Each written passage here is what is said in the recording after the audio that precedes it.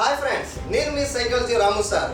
So సైకాలజీలో భాగంగా మనకి ఎవరిని మనోవిజ్ఞాన శాస్త్ర పితామహుడు అంటారు. So who is the father of psychology అంటే విల్హెల్మ్ వూంట్ అనేటువంటి శాస్త్రవేత్తని చెప్పాలి.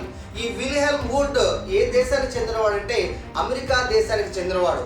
ఇతన్నే ఎందుకు ఫాదర్ ఆఫ్ సైకాలజీ అంటామంటే ప్రపంచంలో మరుగున పడిపోయిన మానసిక తత్వశాస్త్రాన్ని 1879లో జర్మనీ దేశంలో లీప్జిగ్ యూనివర్సిటీలో మనోవిజ్ఞాన శాస్త్రం అనే పేరుతో తొలిసారిగా ఒక ప్రయోగశాల ప్రవేశపెట్టిన వ్యక్తి విల్హెల్మ్ వూంట్.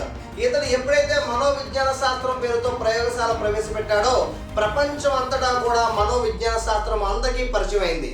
ఇతని మీదుగా మనకి ప్రీవియస్గా అడిగిన క్వశ్చన్, తత్వశాస్త్రంలో అనే తల్లి నుండి మానసిక తత్వశాస్త్రం అనే పిల్లను వేరు చేసి దానికి మనోవిజ్ఞాన శాస్త్రం అని సూచించిన వ్యక్తి ఎవరంటే విల్హెల్మ్ వూంట్, అమెరికా. మరి ఇతడు దీనికోసం ఏం నిర్వచనం ఇచ్చాడంటే మనసు నందలి చేతనత్వాన్ని గురించి అధ్యయనం చేసే శాస్త్రాన్నే మనోవిజ్ఞాన శాస్త్రం అంటాడు. దీనికోసం ఇతను ఏ వాదాన్ని ఉపయోగించాడంటే సంరచనాత్మక వాదాన్ని ఉపయోగించాడు.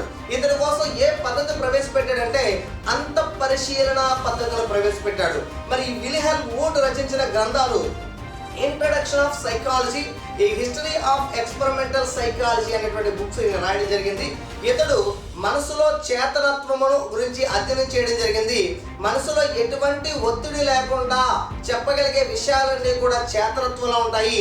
కొద్దిగా ఒత్తిడికి గురి చేస్తే చెప్పగలిగే విషయాలన్నీ కూడా ఉపచేతనంలో ఉంటాయి. ఎంత ప్రయత్నించినా ఎంత ఒత్తిడికి గురి చేసినా చెప్పలేని విషయాలు అచేతనంలో ఉంటాయి అని చెప్పి అందులో మనసునందరి చేతనత్వాన్ని గురించి అధ్యయనం చేసే శాస్త్రమే మనోవిజ్ఞాన శాస్త్రం అన్నాడు.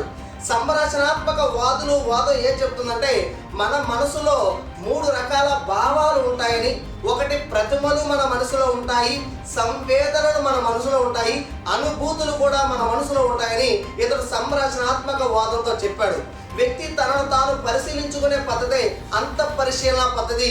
దీని వలన మనకి ఈ యొక్క మనోవిజ్ఞాన శాస్త్రం సంబంధించి ఇతడు సంరచనాత్మక వాదము పద్ధతి, అంత పరిశీలన పద్ధతి, మనసు నందలి చేతనత్వాన్ని గురించి అధ్యయనం చేశాడు. కాబట్టి ఇతడిని మనోవిజ్ఞాన శాస్త్ర పితామహుడు, ఫాదర్ ఆఫ్ సైకాలజీ అనే పేరుతో పిలుస్తారు. Thank you.